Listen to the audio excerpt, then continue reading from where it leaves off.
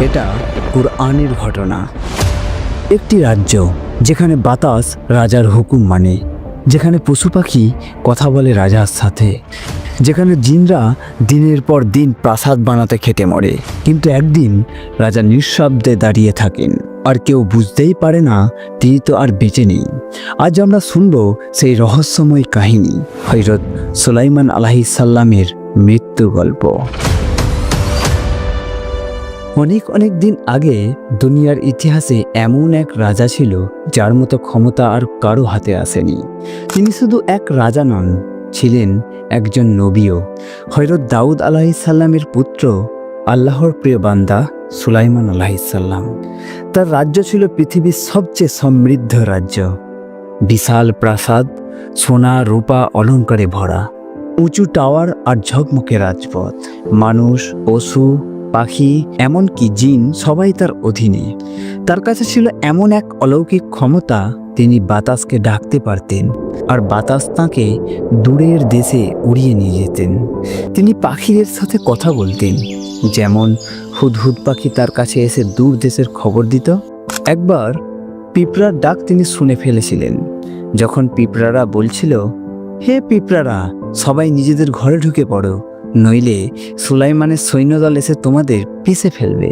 কল্পনা করুন, এমন রাজা, এমন ক্ষমতা, যার সামনে পুরো দুনিয়া মাথা নত করে আছে। জিনরা ছিল তার সবচেয়ে বড় কর্মচারী। তারা ভয়ে ভয়ে তার জন্য কাজ করত। দিন রাত তারা রাজপ্রাসাদের দেওয়াল বানাচ্ছিল। কেউ বিশাল কড়াই বানাচ্ছে যাতে হাজার হাজার মানুষের জন্য খাবার রান্না হয়। কেউ সাগরের গভীর থেকে মুক্তা, রত্ন তুলে আনছে। কেউ অলংকার বানাচ্ছে। জিনরা জানতো যদি তারা কাজে ফাঁকি দেয় তবে সুলাইমান আলাইহিস সালাম কঠিন শাস্তি দেবেন। তাই তারা প্রাণপণ খেটে মরত, যাতে রাজার চোখে ধরা না পড়ে। কিন্তু এভাবেই চলছিল না। একদিন সুলাইমান আলাইহিস সালাম অনুভব করলেন তার সময় ঘনিয়ে এসেছে। আল্লাহ তাকে পৃথিবী থেকে ডেকে নিতে চান। তখন তার মনে হলো, আমার মৃত্যু এমন এক শিক্ষা হয়ে যাক যা যুগ যুগ ধরে মানুষের মনে রাখবে। তিনি ঠিক করলেন মৃত্যুকেও তিনি গোপন রাখবেন, যতক্ষণ আল্লাহর ইচ্ছা। একদিন তিনি তার বিশাল মসজিদে ঢুকলেন। চারপাশে তখন হাজার হাজার জিন ব্যস্ত কাজে। হাতুড়ির শব্দে কেঁপে উঠছে দেয়াল। কেউ খোদাই করছে, কেউ সোনা বসাচ্ছে।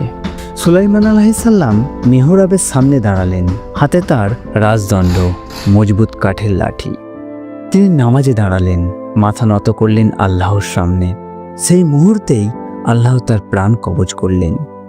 আত্মা উড়ে গেল আল্লাহর কাছে, কিন্তু তার দেহ একটু নড়ল না।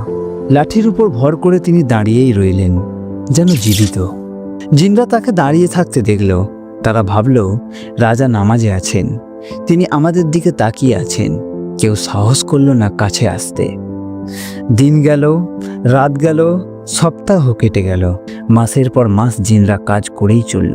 তাদের ঘাম ঝরছে, হাত রক্তাক্ত, তবুও তারা থামল না। কারণ তারা ভয় পাচ্ছিল রাজা আমাদের শাস্তি দেবেন। তারা বুঝতেই পারল না যে রাজা আসলে বেঁচে নেই। এদিকে আল্লাহর পাঠানো ক্ষুদ্র প্রাণী চুপচাপ কাজ করে যাচ্ছিল। এটি ছিল ছোট্ট ওই পোকা। সেই সুলাইমান আলাইহিস সালামের লাঠির ভেতর ঢুকে কাঠ খেতে শুরু করল। দিনের পর দিন তারা ভেতর থেকে কাঠ ফাঁকা করে দিল। বাইরে থেকে কিছু বোঝা গেল না, কিন্তু ভেতরে ভেতরে লাঠি একেবারে দুর্বল হয়ে যাচ্ছিল। অবশেষে সেই দিন এলো, ওই পোকার খাওয়া লাঠি আর দাঁড়াতে পারল না। একদিন এক ঝটকায় লাঠি ভেঙে পড়ল। সাথে সাথে সুলাইমান আলাইহিস সালামের দেহ মাটিতে লুটিয়ে গেল।